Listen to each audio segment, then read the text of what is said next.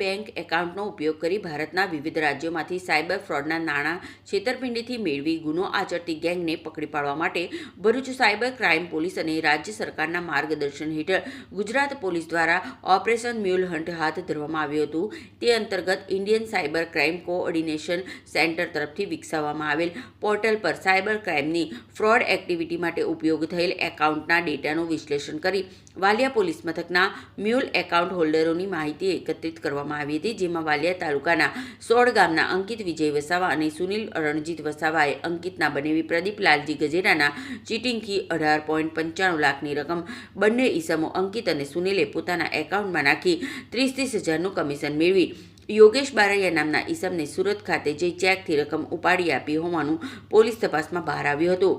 વાલિયા પોલીસે સાયબર ફ્રોડના ગુનામાં 4 ઈસમો વિરુદ્ધ ફરિયાદ નોંધી તપાસ હાથ ધરી છે. દરમિયાન પોલીસે પ્રદીપ ગજેરા, અંકિત વસાવા અને સુનિલ વસાવાની ધરપકડ કરી વધુ તપાસ શરૂ કરી.